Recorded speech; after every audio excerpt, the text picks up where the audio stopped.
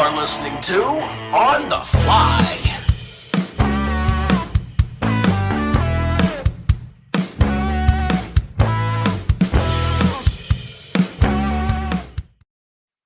What's up, guys? On The Flythe here tonight, Wednesday night, and not much going on around here.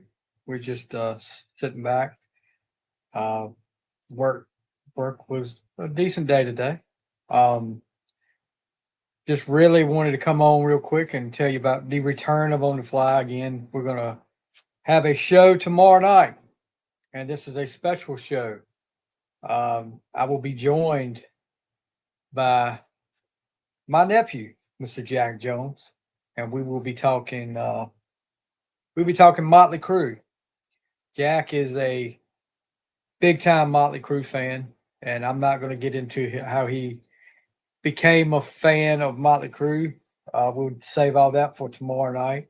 We're going to talk the new EP, the canceled EP. 3 songs on there.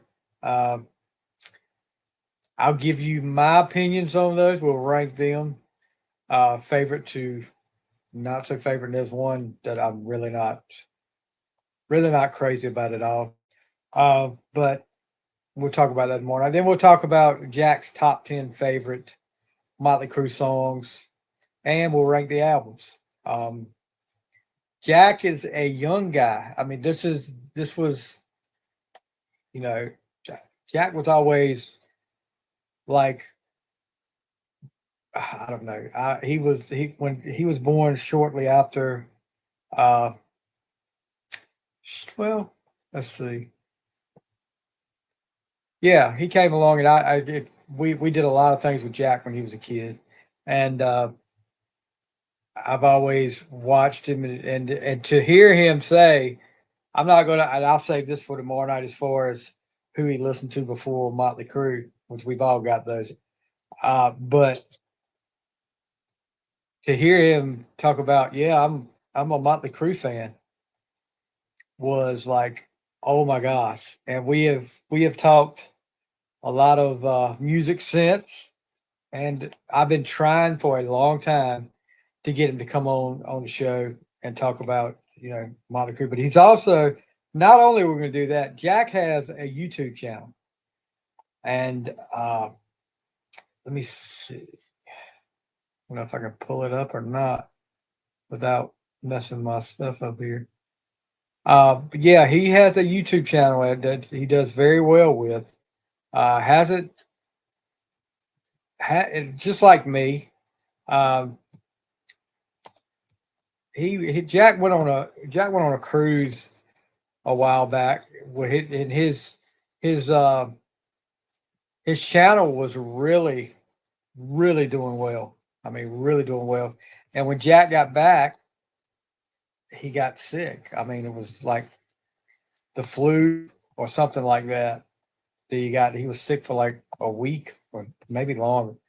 So it just kind of like, and I'm the same way. When I get out of it, it's hard. I mean, anytime you do that, anytime you get away from something, it's hard to get back into the swing of things. And that's Jack will get back in the swing of things with his because he does such a good job with it. And if you guys, we will have the links to everything up there to tomorrow when we come on the show. When Jack comes on the show. But like I said, he will be here tomorrow night, 7:00. We will be talking, like I said, all things Motley Crue. It's going to be a good show. I don't know if I was on Sunday night. I think it was after I got off the air Sunday night that I found these, or that I opened these. Of course, big win. As much as I was crying the blues at the first of the game, of the Pittsburgh game the other night, they come back. I think when I got off here, it was 15-6. And the second half, the Steelers defense pitches a shutout, and we get the win. I think it was 37-15. So a big win. Not a people were like out there talking like, well, the Jets really aren't that good. Well, before we beat them, everybody's talking about it's Aaron Rodgers and it's Devontae Adams. They're back together. This is going to be so great. This is going to be the key to the Jets turning their season around. Well, it didn't happen that way. We scored 31 straight points on the second half and get the win 37-15. Rodgers, Beanie Bishop, I mean, undrafted free agent, comes off, gets 2 interceptions off Aaron Rodgers. I did hear he requested asked Aaron Rodgers if he would sign those 2 balls. Aaron Rodgers was really gracious about it. He said, "Of course I will." So that was pretty cool. Just that Aaron Rodgers would do that. So a lot of people talking now, and I'm not going to be one of these people that jumps the gun and says Pittsburgh in the Super Bowl. No, but I will tell you this: once Wilson got, he shook the rust off because he was really rusty. You got to remember this guy hadn't played since, was it December of last year? December of last year, so he was going to be a little rusty. So he shook the rust off and did pretty good. 264 yards passing, 2 TDs. But the thing was, he wasn't afraid to take chances. He wasn't afraid to take the deep shots. And I think the offense, anybody that watched that game knows, nothing against Justin Fields. He did a good job when he was in there. But the offense looked a lot smoother. They looked like, and it opened up the run game.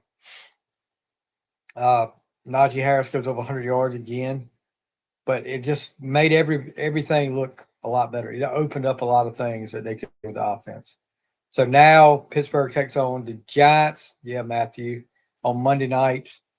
Pittsburgh's, I think they're 5.5-point favorites now, but this is the thing that always bothers me about Pittsburgh. Now, the 2 games they've lost they were favored in. Dallas and the Colts. So now they're favored in this game, and I think they were favored in the Jets game. But the Giants aren't a good team right now. They're bad. They're really bad. But any given night, it can happen. So we'll see how that goes. I want them to play the way they can play, like they played this week. Defense, force turnovers, making stops. Excuse me. And yeah, they've got to beat the teams they should beat, especially with this after the bye week. It's going to get rough. It's a tough schedule after the bye week. But what I did, we had gone, I think it was Saturday to me and my daughter gone to Walmart on Saturday. And they had, I collect football cards, not as much as I used to. But I will buy a pack or 2 here and there. And the other night I bought 2 packs. First one I pull is this one right here. I don't know if you guys see that. Jay Daniels rookie card for the Commanders, which is pretty cool. Got to put that up. But this one was really cool for me because this is a guy the Steelers picked up in the draft that I had said, you guys heard me on here say, I hope he will fall. Can't stop yelling, excuse me, guy. He will fall to the Steelers somehow. And he did. So Peyton Wilson, out of NC State, linebacker out of NC State, who actually led the Steelers in tackles Sunday night. So I think he's going to be, barring injury, I think he could be he can be a big key to that Pittsburgh Steelers defense. So yeah, we're gonna do the show tomorrow night with Jack. Motley Crue things, and who knows what else might pop up. We're gonna talk about his YouTube channel. What else have we got going on? What else did I want to talk about?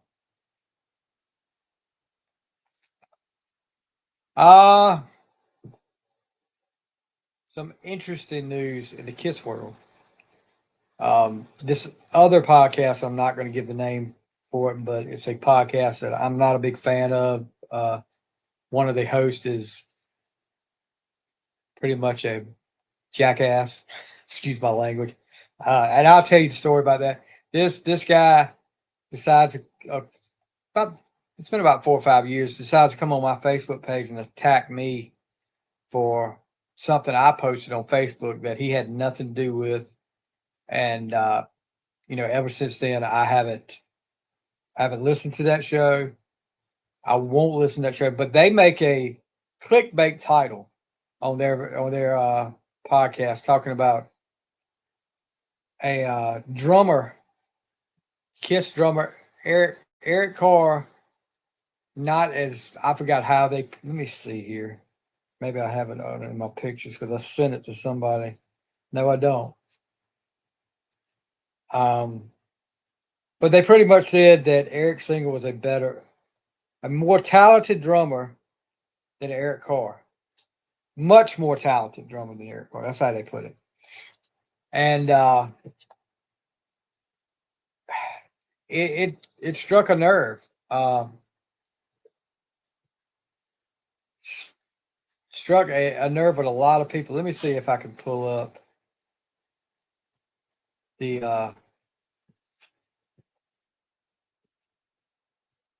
all right, here's the title. Eric Carr was nowhere near the quality of a drummer that Eric Singer is.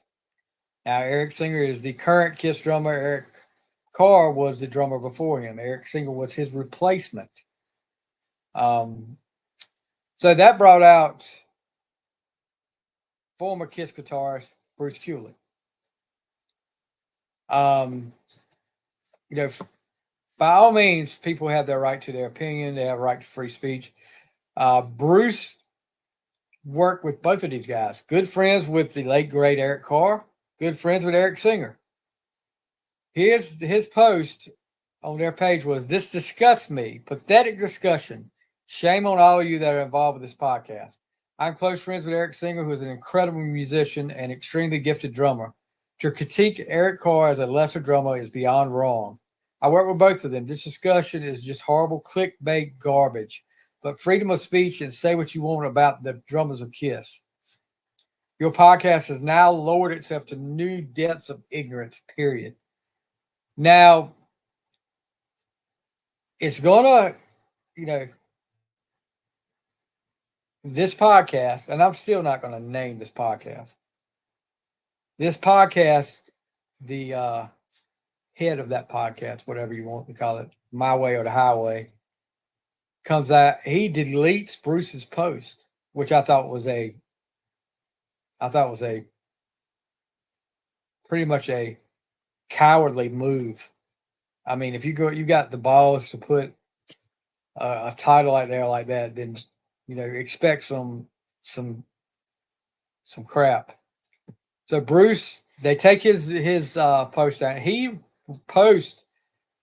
Luckily he had screenshotted his post, but his next post was, "Since my opinion is being censored by those guys, discussion about Eric Carr being a much worse drummer than Eric Singer. After I posted the comment below, I will use my freedom of speech to share what I wrote and what was deleted. Yes, they can have their opinions. So will I. They're both amazing drummers that made huge contribution to Kiss. But what do you think? Look at the clickbait title and my comment before you leave any comment." Now, Bruce did take his down, but I've been keeping up with the story, and to say there was a lot of people that were not happy about this whole thing happening, but if I can find what the head of that podcast put. Here's one comment he made to somebody. This is exactly the word Tommy gave me when I asked him to give me a description title for the show. I would have thought that as a professional musician, Bruce would have thick skin, but I guess I was wrong in thinking that a bad review must just send him over the edge. See, this is the kind of prick he is. Excuse my language, but this, and this is another one. If he wants to comment on what we said, Eric Carl, like he did, he has to listen. What he posted in his post was never said. But I'm fine if you want to cut him slack. No difference to us. We have nothing to apologize to him for. That is for sure. He just flat out lied about us, but I guess you're okay with that. He didn't lie about you. If he said y'all were scum, I mean, I'm a little biased from that personal dealing with him, but yeah, it got really heated really quick. So that's where that stands right now. Anyway, I just wanted to get you guys ready for tomorrow night, 7 o'clock Eastern time. Like I said, my nephew Jack Jones will be here. We'll talk about Motley Crue. We'll talk about Jack's YouTube channel and all. Who else? We don't know what else we might talk about. Anything could come up, but make sure you tune in tomorrow night, 7 o'clock, guys, and we'll see you next time on The Fly.